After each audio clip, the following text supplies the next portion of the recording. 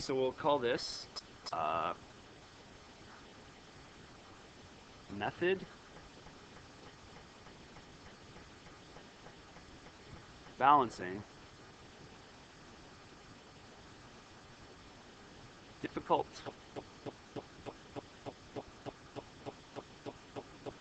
redox equations.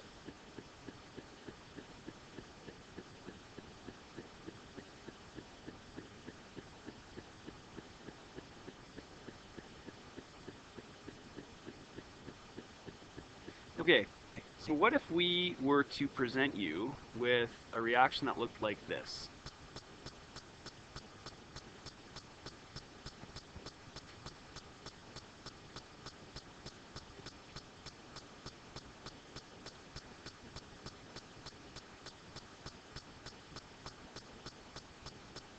And we told you to balance that. Well, this one might not be super hard, but it's a good example of how we can use redox methods to balance an equation.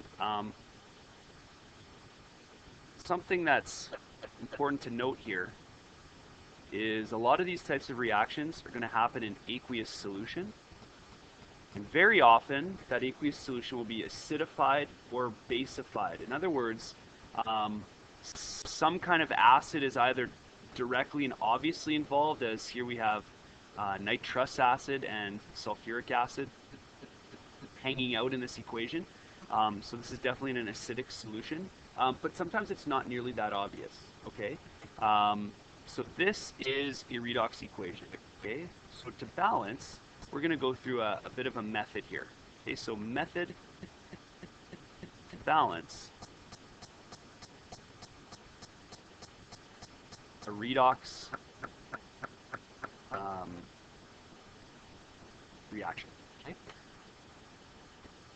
So the first step, step one, always will be assign oxidation numbers. We have to know which species are oxidized and which species are reduced. Okay? So you're going to have to remember back to last time when we discussed rules for assigning oxidation numbers. Okay? So let's look and see if we can do this. How about oxygen? What's its oxidation number pretty much always going to be? -2. So in this case, what does the S, the sulfur in SO2's oxidation number have to be? +4. Good. Okay. Hydrogen, in this case, is going to be a +1. I recognize that this is the nitrite ion. Okay, there's your O with the -2. So what does the charge on nitrogen have to be in this? Good. We have a total of 4 negatives. Okay, 3 pluses. That leaves this NO2 with a negative overall charge, and then hydrogen ion has a +1 charge. Okay. What is sulfur in this species here? Good. Sulfate ion is -2, so there's 8 negatives here, and then 6 positives, and -2 and +2. Okay. So can we identify the oxidation in this equation? What's oxidized? What's oxidation number increases? Okay, so let's identify that. There's your oxidation. Okay, and nitrogen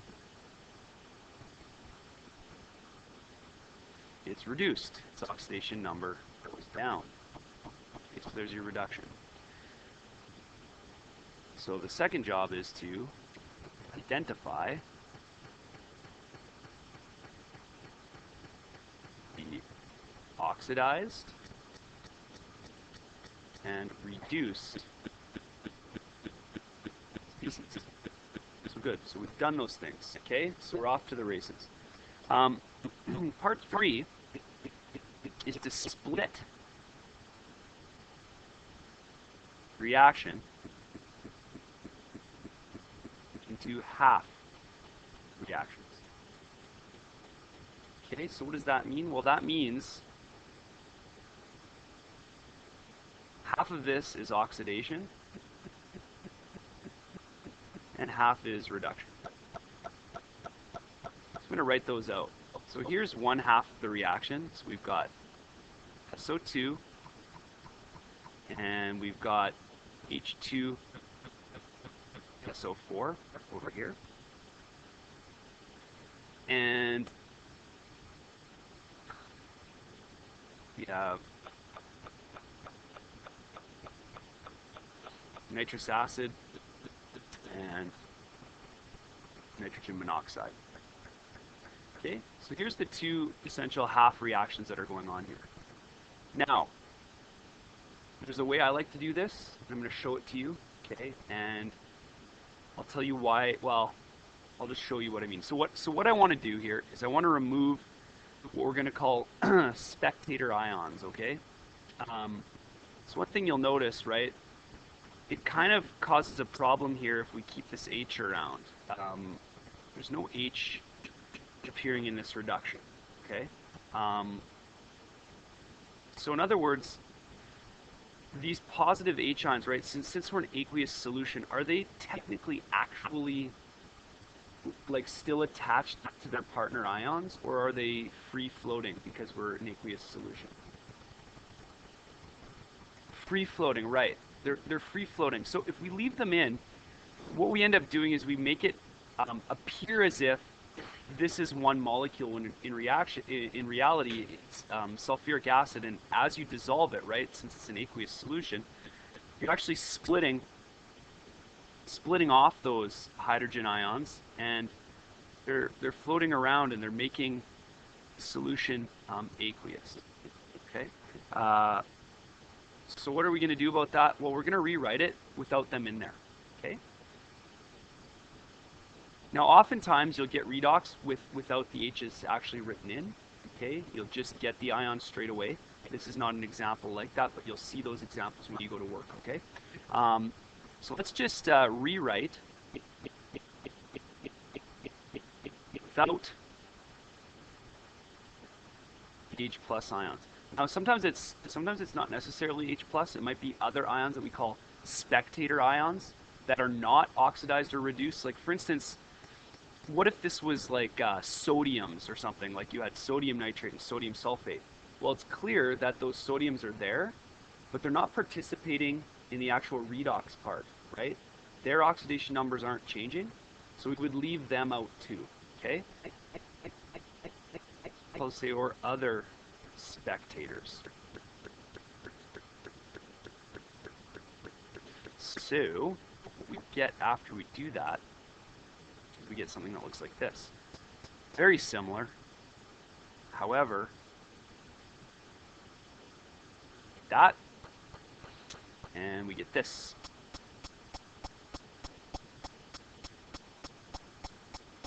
Okay. Good.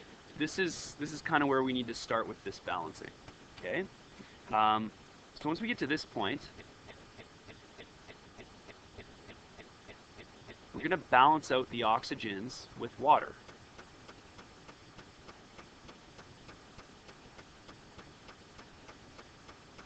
This is an aqueous solution, so if water is needed to participate, there's plenty of it around. Okay? So we'll start with this one here, and we'll say, okay, so we have 4 oxygens on this side, but only 2 oxygens on this side. Oxygen's available in water, so let's add some water over here, and we're going to need to add 2 waters over here. Okay, so far so good.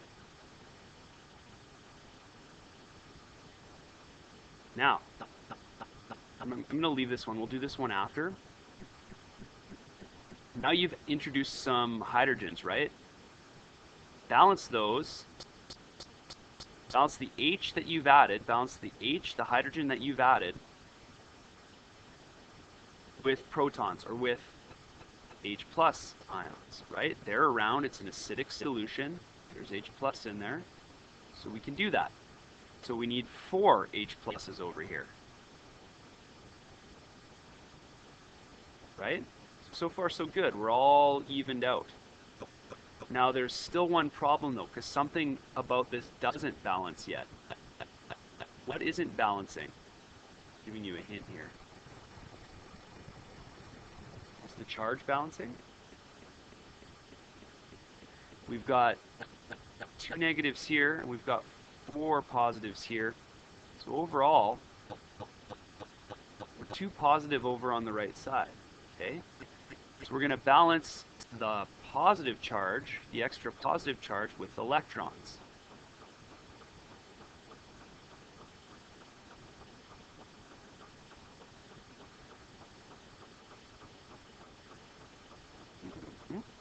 Okay. So, to balance with electrons, we have to add them in such that we end up with the same amount of charge on both sides. So in this case, we gotta add 2 more electrons over on that side. So far so good? Okay, let's try the same thing on the second equation here. First things first, add a water. Okay, yeah, right, yeah, that's good. Add a water. Okay, so there's a water. Now we got oxygens balanced, so we're good there. And then we got to balance hydrogens. So we've got to put 2 of them there. And now we have 1 too many positive charges on this side, so we also have to add 1 electron over here. Okay? Now, it would be better if I had this free and easy, because what I'm going to do, or free and clear I should say, what I'm going to do is I'm going to add these 2 equations back together. However, before I do so, I need to make sure that my electrons are going to cancel out. Okay? So in order to even up the electrons, I need to multiply this whole thing by 2. Okay? So 8. Make sure electrons balance. Now remember, why electrons? Well, redox is all about the transfer of electrons. Remember Leo Gurr, back from the old days, or oil rig, or however you want to remember it. Electrons are involved. However, we do not put electrons in chemical equations, right? Although they are being transferred around or moved around when bonds are made and broken, we don't show them, right? So the way to make sure that we don't show them is make sure they balance out so that when we add these 2 equations back together, the electrons have canceled. So I'm going to multiply this whole thing by 2. So what we'll get is we'll get 4 H pluses, 2 NO2 minuses, 2 electrons, right? Let's just double check and make sure that works. 4 pluses, 4 minuses, good, no minuses over here. 2 NOs and 2 H2Os. Okay? Once you've done that, add the half reactions back together.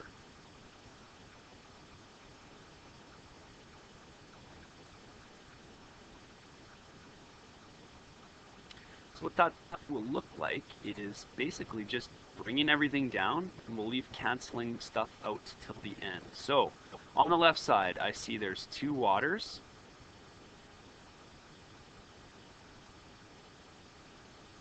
Okay. There's 1 sulfur dioxide. There are 4 H pluses still there.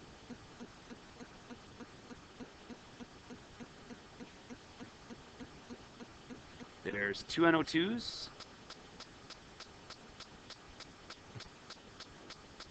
And I'm not going to bother putting the electrons because I see if there's electrons on both sides, they're just going to cancel out straight away, so I won't even bother writing them at this point. Then we have our arrow. Then we have an SO4 minus.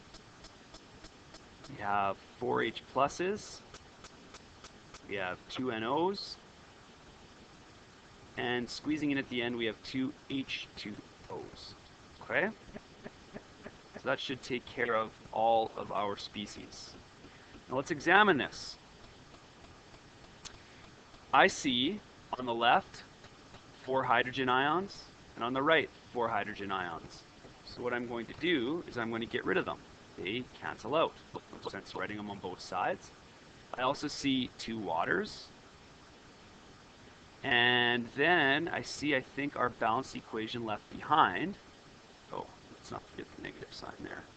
So we've got SO2 plus 2 NO2 minuses plus an SO4 2 minus plus 2 NOs. And if you look, we can now return our spectator ions back, or return those H pluses that we took off before, right? Because one has to partner here and here. So your final answer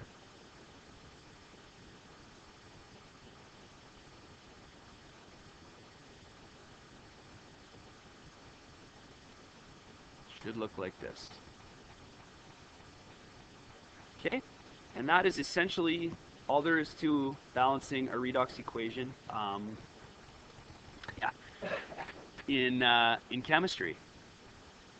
There are a few caveats. For instance, you might find that instead of being done in acidic solution, this is done in basic solution. Okay? You might also find that you're not given one where everything balances out quite so neatly. In other words, all of a sudden oxygens that weren't on the left appear on the right. Okay? In those cases, those oxygens came out of the water. Okay?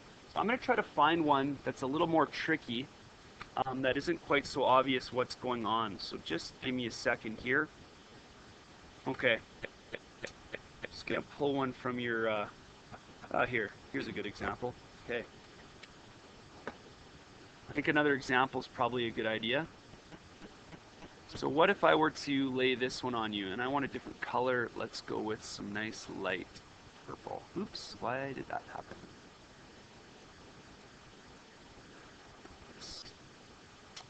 Nice light purple. Okay, so what if you were asked to balance something that looked like this? Now this is going to be an example where we're actually going to leave off the spectator ions. You're not even going to see them. Okay, so you might be given something that looks like this, and this,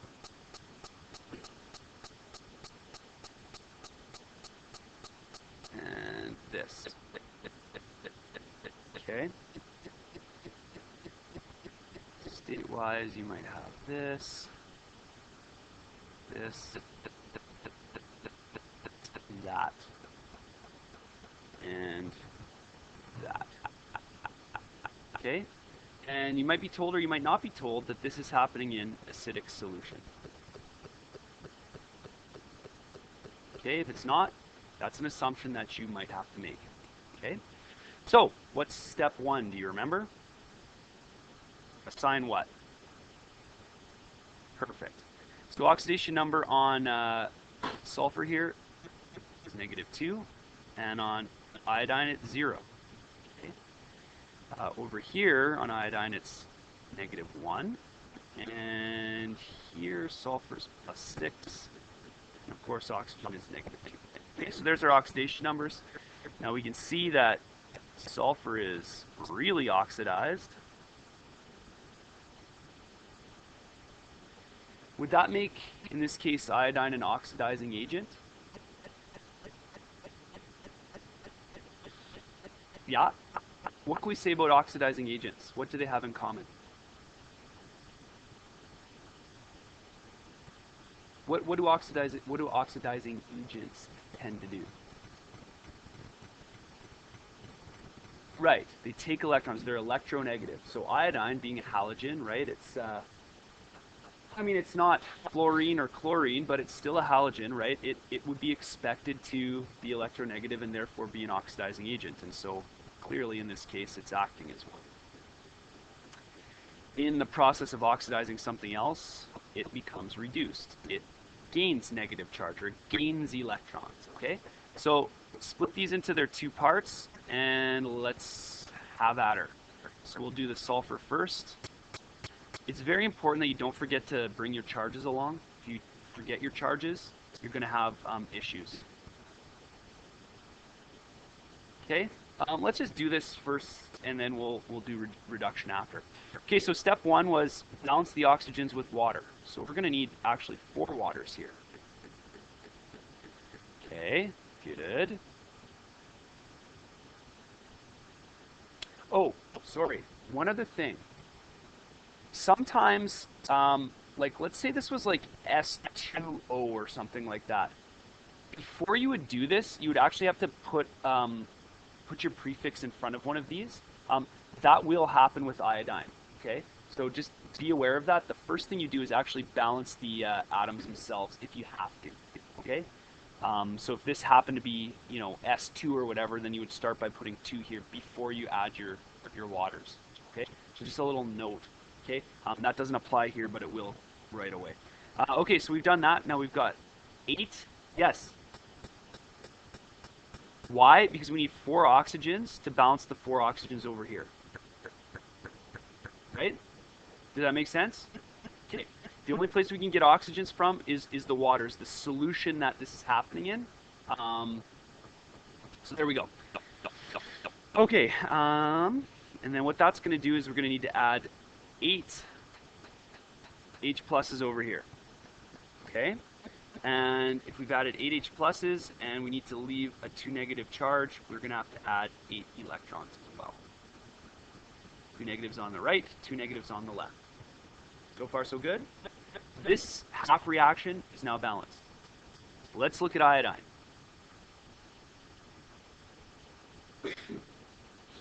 Okay, so step 1, we need 2 of them.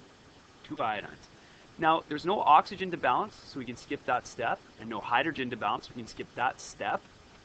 So the only other thing we have to do here is we have to add our electrons in. So we'll need 2 of them. This makes sense, right? Add 2 electrons to I2, and you make 2 separate iodide ions. Okay?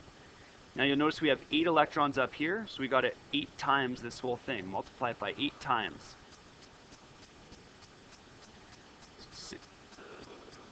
Oh, yeah. My bad. Sorry. Scrap that. It's actually 4 times. Yeah, 4 times. There we go.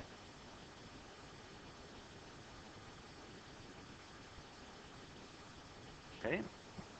And then add them back together. Holy, drawing a straight line on this thing's very difficult. Okay, so 4 waters plus 1 sulfur ion. Okay, our electrons cancel, so let's get rid of them. Plus 4 iodine molecules. Yeah, got them all. Sometimes you might want to just be crossing them off as you go. It can help. 8 iodides. 1 sulfate. And 8 H pluses. Yeah, so essentially that's basically it, right? I think that we're done now.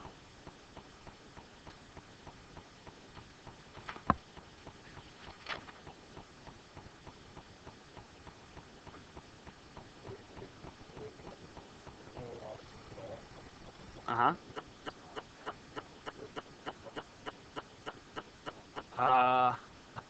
That's a tricky one because if you go back here, right? We did use water, but it ended up canceling out at the end, right? There is a shorter way to balance one like this, but to me, this is the half reaction way is a universal way. It will always work. So I'm not even gonna bother teaching you the shorter way because why not use the universal way always? And then you're never gonna have to wonder which one is which. Now, something that might be said is, what if I were to tell you afterwards, no, this wasn't actually done in acid, it was done in base. How can we show that? This was done in basic solution. Actually, up until this point, you would do everything exactly the same, okay? So, this was done in basic solution. So, if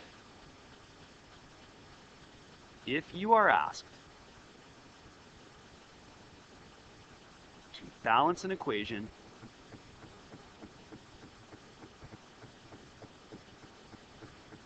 basic solution.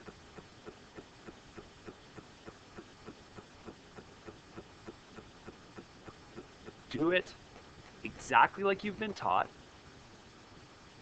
Exactly. Spelling's hard. Exactly the same. And then basify, if that's even a word, after. So how do you basify? Well, you'll notice over here, right? And this is fine. This is correctly balanced. We've left out spectator ions. It's possible that you might be given an equation like this that does include spectator ions attached in here. Like there might be something on the sulfide, I guess, and then that would possibly have to go on to these guys, but that's not the case in this scenario. Anyway, going back to where we were, we have 8H pluses over here, right, which implies acidity. We're saying there's hydride ions around that we can use, okay? So what we want to do if we want to say this is in base is after all is said and done, we want to cancel out those guys with OH minuses. So if we add 8 OH minuses to the right side, that puts everything that was H plus with a partner and they become waters. And everything that we do to the right side, we do to the left. Okay, so to basify this, simply add 8 OHs to each side. Let's see what happens. So 8 OHs, and we'll clean up the mess after here. Plus 4 H2Os plus S2 minus. Hard to see that color? Or are you good enough? It is hard to see? Okay, well, let me just fix that for you. Let's put it in an easier to see color like bright yellow. Okay, so what we said was, again, we have to cancel out all of these H pluses with OH minuses. So we're going to add 8 hydroxide ions over here. Should use the proper terms, not OH minuses, hydroxides. Write everything in.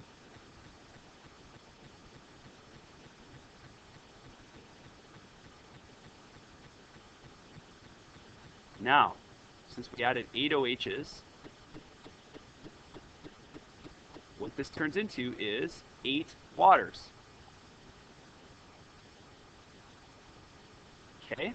Now essentially we're balanced. However, we have 4 waters on this side and 8 waters on that side. So we can divide 4 waters off each side. Gone. This drops to 4. And now we have our final equation, but done in basic solution. Redox balancing. Basic solution. Covered.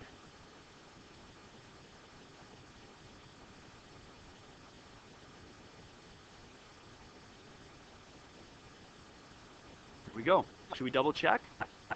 Do we have 1 sulfur on each side? We do. Do we have 8 iodines? We do.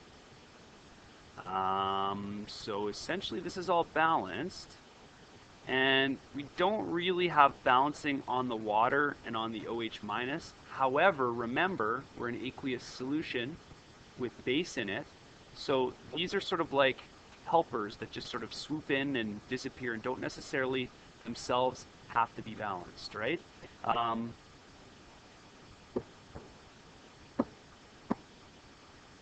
But actually, hang on a sec. Sorry, they do balance, don't they? My mistake. They do balance. What am I saying? I lost my mind. So there's your 8H pluses. There's your 4 and 4, 8 O's. Okay? So they do balance. My mistake. Please strike that from the record. Yes, question.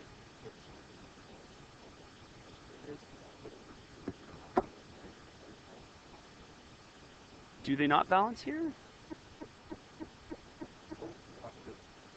Yeah, I think the charges will... Yeah, by the method that we've used, the charges should balance. Yeah, absolutely. That's built into this. Okay, so that's the end of it. That is how to balance redox equations. And some can be quite difficult, but if you follow this method, it will always work. Okay?